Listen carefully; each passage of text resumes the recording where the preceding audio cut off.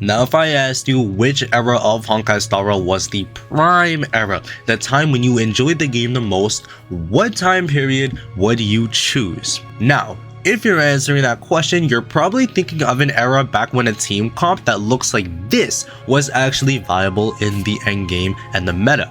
Now this was actually the first ever team comp that I officially built up by myself, and I'm very nostalgic about this era myself, but we have to do a little bit of thinking.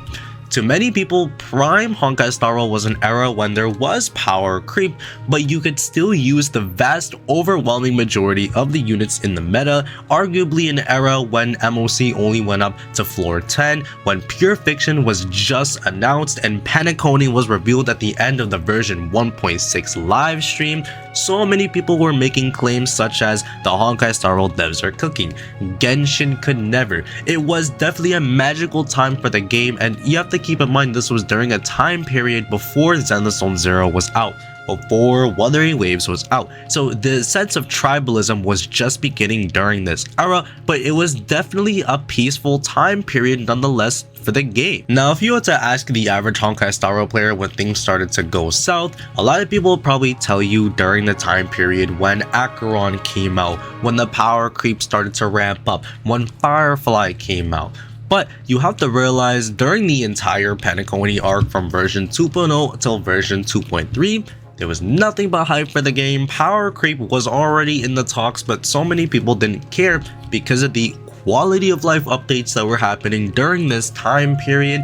The Planarcadia storyline was just nothing shy of magical, honestly, and even the planet itself.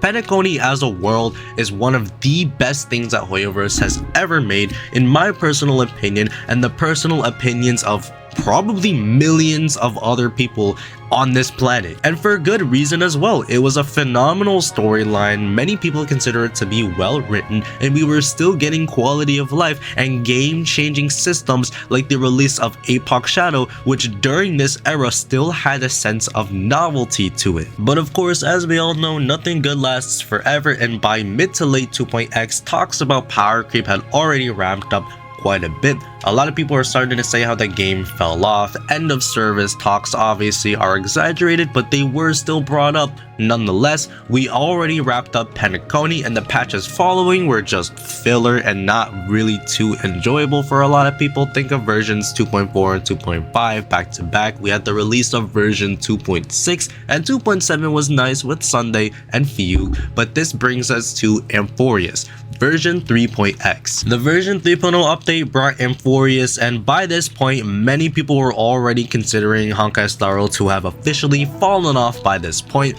Power creep at this point was honestly at its all-time high, and I can say that with confidence myself. By this point, Acheron had been about a year old, and a lot of people were struggling to use her in the endgame, and even the version 3.0 story itself, despite being the beginning of something that is absolutely magical in its own way, unfortunately not a lot of people like myself truly enjoyed this starting point. But things kept on moving forward with the releases of versions 3.1, 3.2, 3.3, and by the midway point of 2025, both the Amphorius storyline and power creep, alongside talks of it of course, were both in full swing. Now that Amphorius is over, if you ask the current avid Honkai Star Rail fan, they will probably tell you that this story was absolutely magical, and to be honest, it's kinda hard to dispute that. A lot of people, while they may not have enjoyed some parts of Amphorius, cannot deny that this was absolutely a masterpiece as a story. I especially felt like I was right at home throughout the vast majority of Amphorius, as I am a Honkai Impact fan, and of course, by result, I have in fact done the Elysian Realm storyline. But even throughout versions 3.0 to 3.7, there was always something that was off about Amphorius, about 3.x. While the story was hit or miss for a small portion of people, and while the mass majority of people actually enjoyed Amphorius more than any other story, there was still power creep. It felt like the quality of life just simply slowed down, and to be honest, a lot of people up and quit the game, or they started to resent the game, or whatever, regardless of the fact that the story, presentation, and writing had without a shadow of a doubt increased, honestly in my opinion, exponentially. But sadly, we saw a crazy bias, a crazy hate boner for Honkai Star Rail that began in around 3.x somewhere during the 2025 year. As a result of all of these changes, and while Euphorius is great, it just felt a little too different than some of the previous storylines that we had before. You can consider Euphorius to be an entirely different game from what we had before in Honkai Star Rail. And with the release of version 3.8, we have now finally concluded 2025 and the 3.x patches. We will never ever again in the history of Honkai Star Rail get a single version 3.x patch. This era for the game is officially over, and as of today, January 6th of 2026, we just got leaks of the version 4.0 beta since it quite literally just started. And while unfortunately I can't leak anything actually relating to 4.x when it comes to photo images of what this planet looks like, I have a little feeling that honestly Planarcadia, this upcoming region coming in just a matter of time, is going to be somewhat resembling Penacony. The actual landscape itself definitely looks quite a bit like the world of Penacony. The characters seem hype, and a lot of them are in fact quite familiar. If you know, you know, based off of leaks of course. And we're still getting brand new systems, brand new foundational game systems coming in the 4.x story updates. While it does suck that to an extent Edo-Star did kind of get scrapped as a result of the CCP versus Japan clash when it comes to politics,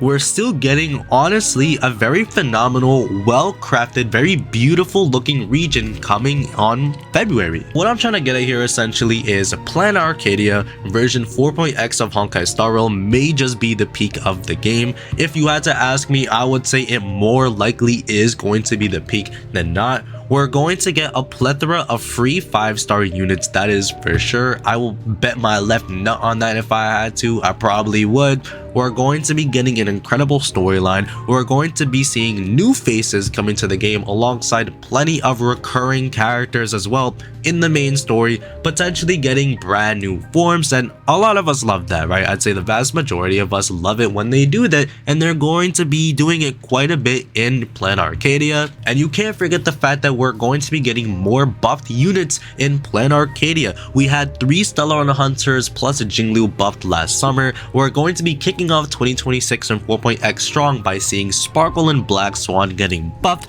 Are the 1.x units going to be getting buffed? Maybe, maybe not. It's guaranteed that not all of them are going to be getting buffed. That is a fact for sure, but you have to realize that with the new units releasing in 4.x, a lot of them can and likely will have quite a bit of synergy with some of the 1.x or even early 2.x units. So I'm not really too sure what to say at this point. I have no script, no nothing, no notes, no outline. I've just been free balling it the whole time. But what I'm trying to get at here is I just have this weird feeling, this sixth sense, I guess, that Planarcadia may just be Penacony 2.0. And to a lot of us like myself, Penacony was prime Honkai Star Rail.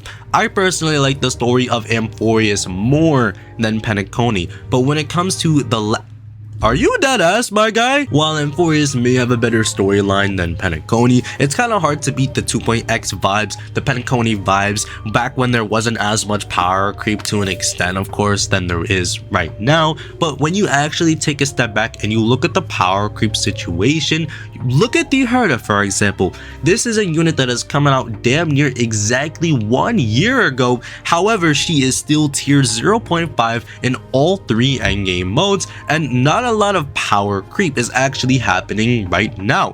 The Herda, to an extent, you can say has gotten power crept maybe by someone like Casterus, but she has far from fallen off. A lot of the mechanics in the endgame may not favor her, however, she is still doing just fine, and honestly, I really do think that power creep in this game has slowed down by quite a large margin relative to what it was looking like during late 2.x. So that's about it for this video. I didn't want to sound overly philosophical, but I've been thinking about Planarcadia and 4.x quite a bit, and it really does seem like Penacony being brought back from the dead.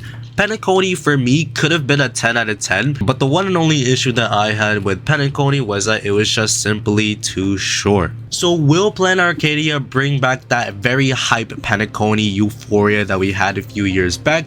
Maybe it will, maybe we won't. I'm personally being very optimistic based on what we have seen so far, but I'd love to hear what other people have to think about this upcoming region. I've just been thinking about it a lot, you get what I mean? But that's about it. I'll see y'all. Take care.